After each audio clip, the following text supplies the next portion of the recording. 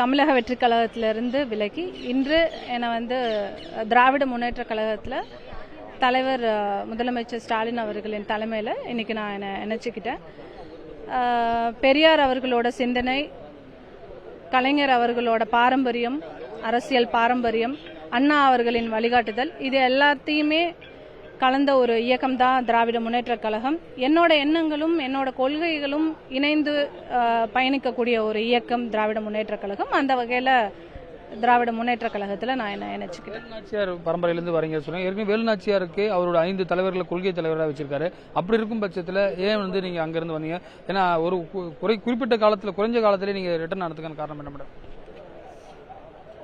ராமநாத சமஸ்தானத்தில் பிறந்த வேலுநாச்சியார், ராணி வேலுநாச்சியார் அவர்களை கொள்கை தலைவராக என்னைக்கு அறிவிச்சாரோ அன்னைக்கு தான் நம்மளோட ஃபேமிலியில இருந்த ஒரு நம்மளோட ஆன்சிஸ்டர் வேலுநாச்சியாரை கொள்கை தலைவராக அறிவிச்ச ஒரு கட்சி, ஒரு தலைவர் அப்படின்ற ஒரு எண்ணத்துல தான் நான் அந்த கட்சியில இணைக்கணும்னு நான் முடிவு பண்ணது. பட் ஆனால் தொடர்ந்து பெண்கள் புறக்கணிப்பும் பெண்கள் அவமரியாதையும் இதெல்லாம் தாவேக்கால தொடர்ந்து நடந்துட்டு இருக்கு. அண்ட் விஜய் இது வரைக்கும் மக்களை சந்திக்கிறதுக்கு இன்னும் வரல. இன்னும் எலெக்ஷனுக்கு ஒரு 30 நாளே இருக்கு. 30 நாள் இருக்கு. இன்னைக்கு வரைக்கும் அவரால் வெளியே வர முடியல. அவரால் வெளியே வரவும் முடியாதுன்றது தெரியுது. ஸோ அவரும் வரமாட்டாரு.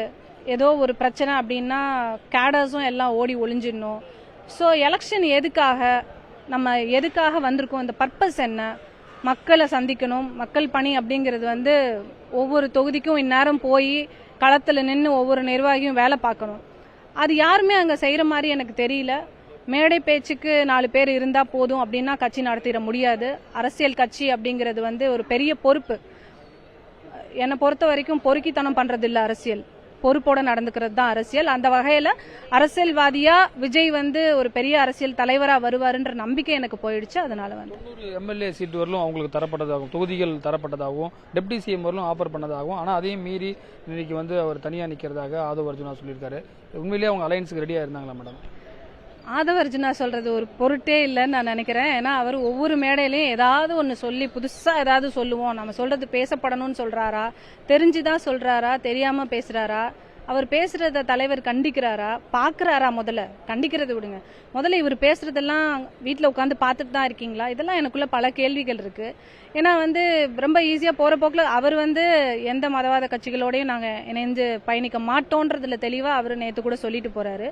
இவர் என்னடானா ஆஃபர் வந்துச்சு, அதுல இருந்து இது கூப்பிட்டாங்க இவங்க கூப்பிட்டாங்கன்ற மாதிரி பேசிட்டு போறாரு. அது சென்சிபிளா தெரியல. அண்ட் இன்னொரு சட்ட போராட்டம் நடத்தினாங்க, சட்டம் ஒழுங்கு சரியில்லைன்னு. அதில் பார்த்தீங்கன்னா எஃப்ஐஆர் பட்டனை ஃபுல்லாக நாங்கள் டெலிட் பண்ணிடுவோம். எங்கள் மாவட்ட செயலாளர் போனால் இன்னும் 60 நாள் தான் இருக்குது, எஃப்ஐஆர் டெலிட் பண்ணிடுவோம், நாங்கள் முதலமைச்சர் ஆயிடுவோம். அரசியல்வாதிகள் கையில் டெலிட் பட்டன் கொடுத்துருந்தா நம்ம தமிழக மக்கள் இந்நேரம் எங்கேயோ போயிருப்பாங்க, அரசியல்வாதிகள் எங்கேயோ போயிருப்பாங்க. இத்தனை பேரும் முதலமைச்சரில் இருந்து எல்லா பொலிட்டிக்கல் லீடர்ஸும் ஏன் ஒரு சட்டத்துக்கு கீழே செயல்படணும்னு நினைக்கிறாங்க? சட்டம் அப்படிங்கிறது நீதிமன்றம் தான் முதன்மை, அதுக்கப்புறம் தான் அரசியல்வாதிகள். இவங்க எல்லாருமே நீதிமன்றத்துக்கு கீழே தான் வருவாங்க. நம்மளோட கான்ஸ்டிடியூஷன் படி ரூல் ஆஃப் பவர் கிடையாதுங்க, ரூல் ஆஃப் லால தான் நம்ம இந்தியா நடந்துகிட்டு இருக்கு. ஸோ இதெல்லாம் கொஞ்சம் படிச்சிருக்கணுன்றது அவசியம் இல்லை, கொஞ்சமாவது அறிவு இருந்தால் இதெல்லாம் தெரியும். ஆதவ் அர்ஜுனா ஆரோக்கியசாமி, ஆரோக்கியம் இல்லாத ஒரு நபர் தாவேக்காக்கு. இந்த மாதிரி ஆட்களை வச்சுக்கிட்டு புஷி ஆனந்த் இந்த மாதிரி ஆட்களை வச்சு கட்சி நடத்தணும்னு நினைக்கிறதே ஒரு மிகப்பெரிய முட்டாள்தனம்னு நினைக்கிறேன். விஜய் அவர்கள் இனியாவது விழிச்சு கொள்ளுங்கள். இன்னும் ஒரு 30 நாள் இருக்கு. இந்த 30 நாளாவது மக்களை சந்திச்சா அட்லீஸ்ட் இந்த கட்சி வளர்றதுக்கான வாய்ப்புகள் கிடைக்கும். கட்சியை இந்த எலெக்ஷன்ல வளராட்டாலும் அடுத்த எலெக்ஷன்ல அட்லீஸ்ட் இந்த தவறுகளை திருத்திக் கொள்ளணும்ன்றது என்னோட வேண்டுகோள்.